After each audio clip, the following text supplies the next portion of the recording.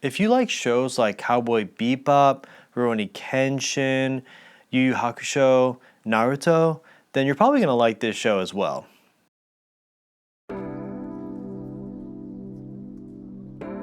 Hey guys, my name is Tuffy.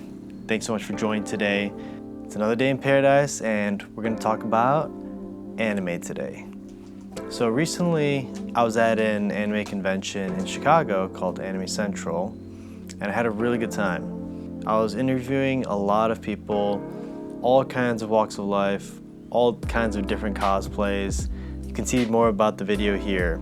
And one of the questions that I asked in my interview with people was, what's the most underrated anime you've watched? So I thought it's only fair if I give my own answer to that question. The anime that I think is very underrated and went under the radar for a lot of people is called Get Backers.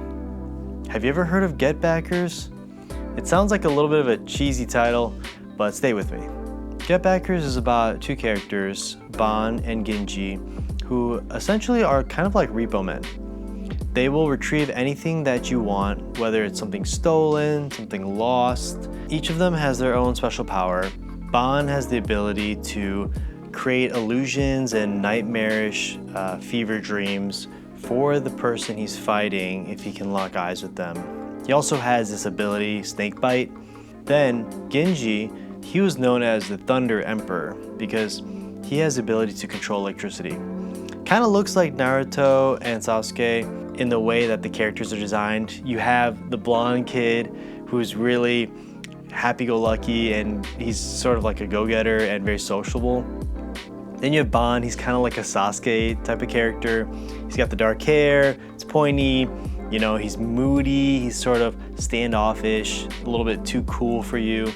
They have a really funny and enjoyable dynamic together, and they also just work well in terms of chemistry. Ginji has sort of a dark past.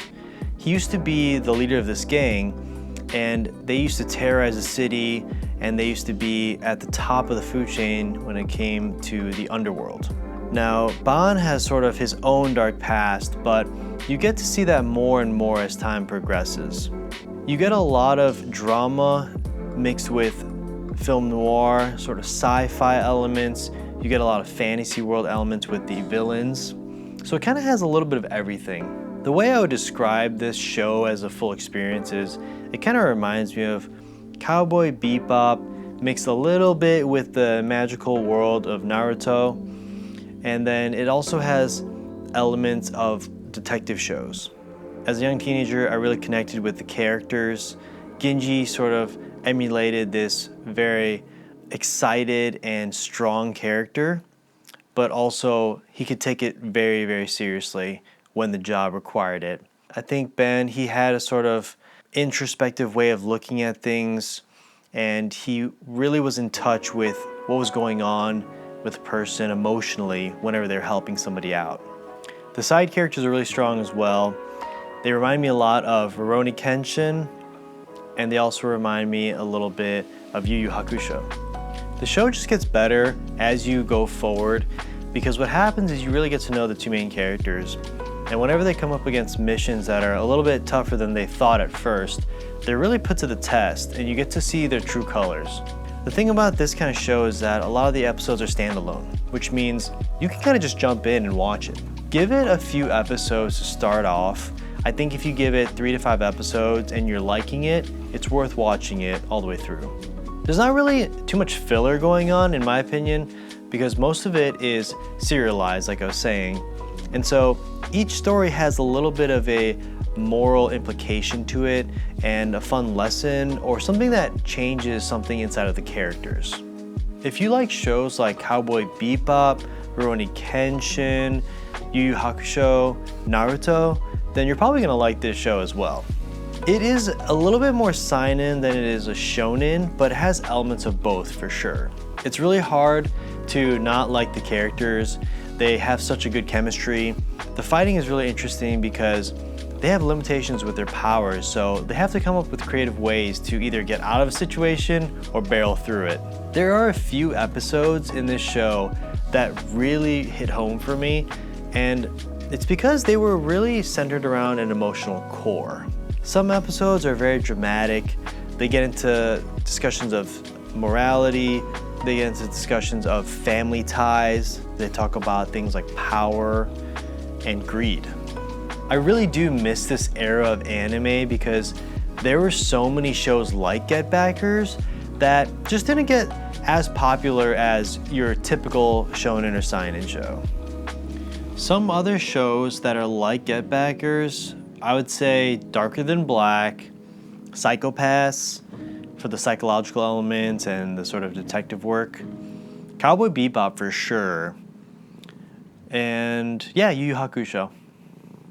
Get Backers came out in 2002, it ended in 2003. There's 49 episodes, and on AniList it has an average rating of 71%. I hope you guys check it out. That's one of my most favorite underrated anime that I've watched. Oh yeah, and just an update about what I'm reading and watching lately. I just started Wistoria Wand and Sword. I didn't know that it was made by the creator of Danmachi. I've watched some of Danmachi, but it kind of lost me, I think, at season 2. I started watching the show Wistoria. It's been okay. I have watched 3 episodes, which my general rule of thumb is give an anime 3 episodes to see if it hooks you. I think that Wistoria has a lot of elements that you'd want in a show, and sometimes I get picky when I watch a show and I feel like, oh man, it's just like another show, like Fairy Tail or Solo Leveling. But at the same time, Wistoria I think has an interesting setup, and I like how they commit to that feeling of these kids are really just trying to make it. You know, I think sometimes shonen get a little bit too self-serious and the whole world is crumbling.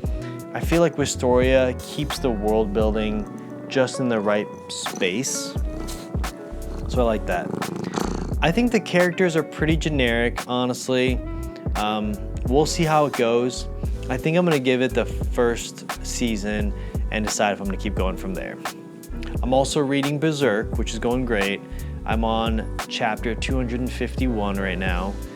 And then I'm still watching Mobile Suit Gundam Wing. That show is just awesome. They are truly talking a lot about peace. I mean, I'm kind of getting like, whoa, everybody wants peace. And it's very blatant, but they're doing it the wrong way. And that's kind of like the whole show, basically, if I could sum it up into one sentence. But the storytelling, the character writing, the way they introduce characters, and sort of like the complex inner monologues between the characters and inner monologues of the characters, they're all really, really interesting. So yes, I'm still watching it.